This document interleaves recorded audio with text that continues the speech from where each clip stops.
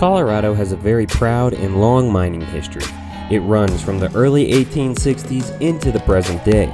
In this series, I will do a show and tell like presentation on a few of the famous mines in Colorado, talking about them then and now, and important events that have happened in their timelines. If you enjoy, please like and subscribe. And if you would like to hear anything about any specific mine, please drop them in the comments.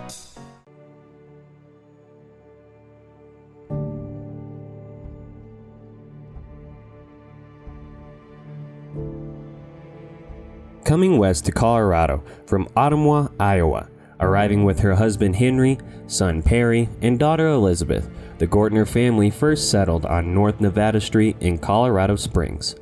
In the spring of 1891, Mollie's son Perry arrived in the Cripple Creek area, employed as a surveyor assigned to map mining claims of this country's newest and overlooked frontier. With all news of the day focused on Cripple Creek's gold, Mollie loaded the family wagon with supplies and joined the next wagon train heading west, up the Ute Pass to visit her son. After a 4-day trip, Mollie was relieved to find Perry had completed construction of a half-log, half-canvas field tent. Mollie wasted little time setting up housekeeping. In September of that year, 1891 to be exact, Perry, while surveying Upper Poverty Gulch, saw a huge herd of elk. Later he told Mollie of the herd, so she headed out to see for herself. As she made her way up Poverty Gulch, about 300 yards past Cripple Creek's first gold strike, the Bob Womack's Gold King mine, winded Mollie decided to rest. Looking downward, as she caught her breath, Mollie noticed an interesting rock formation that winked back at her. Using a rock to break off a sample, she could hardly believe her eyes. The outcropping was pure gold laced in quartz.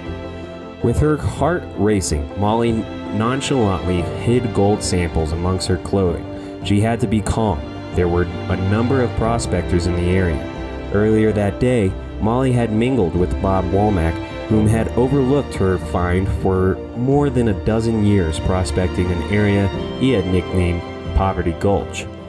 By her determined act, Mollie Kathleen Gortner became the first woman in the gold camp to discover gold and strike a claim in her own name. This was clearly a bold move, out of step with the times, because most of the men of the time only named their horses, jackasses, and mines after their women. It was very uncommon to let a woman claim something of such value. Even after her mine was in production and when visited by the National Geological Survey, its authors entered their report of the mine being discovered by Mr. M.C. Gortner. Mr. Gortner's name was Henry. Mollie's name was Mollie Kathleen Gortner. Mollie Kathleen Gortner died in 1917. Henry would later die of broken heart one short year later.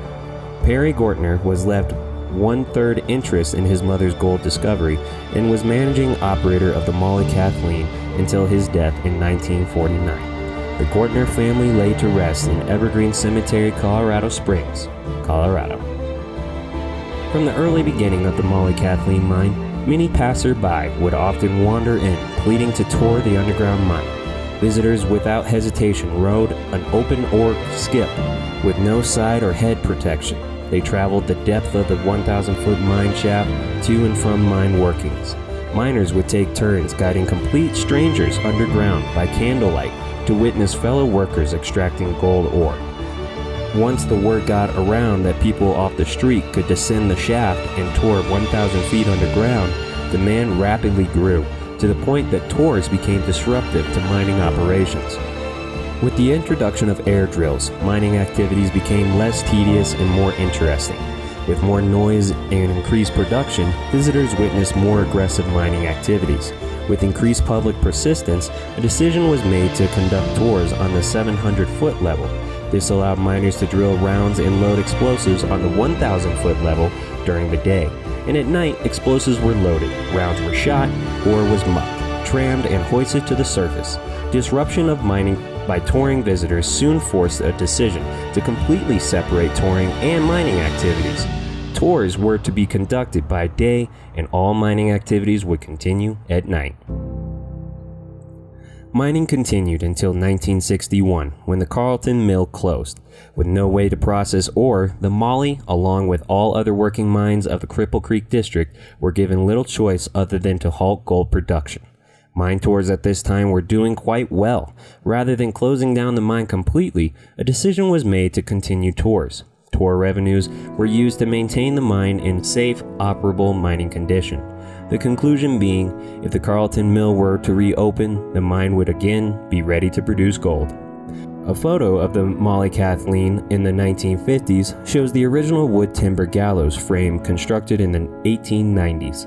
With the assumed temporary halt in gold production, mine owners used downtime to upgrade the mine facility. These changes also greatly enhanced the tour. During this era, visitors were lowered to the 7th level of a portion of the tour, and then continued touring on the 1,000-foot level. While being a very good tour, things became far too hectic having to wait for the man skip on both levels. Franklin Ferguson left the Mollie Kathleen Mine in the early 1970s. Tom Brokaw's nightly news told the world of a gold discovery in the Mollie Kathleen gold mine. With government movement to free up gold onto the open market, mine owners financed underground exploration during the mid-1970s, and lo and behold, they struck gold. Blasting in just 6 feet from previous workings, Cripple Creek miners Nick Cox, Steve Robb, and Lawrence Myers uncovered a new ore body, assaying 1.5 troy ounces of gold to the ton. That very ore body is still held in reserves and viewed by today's visitors. Though the new discovery created much excitement, there was still no practical option for processing the ore.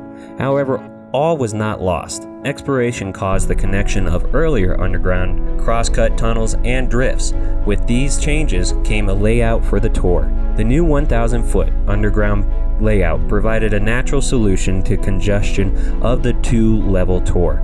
Thus, a new tour lasting 30 minutes was developed for the 10th level.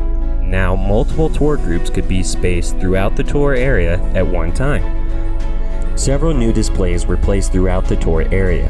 However, due to a lack of available replacement parts, the mine's compressors were no longer fired up and underground mine equipment no longer demonstrated. Today, the Mollie Kathleen Mine is still open, and you can still tour 1,000 feet below the Rocky Mountains and take a little bit of Mollie Kathleen history with you as you take some of the gold ore found deep below ground.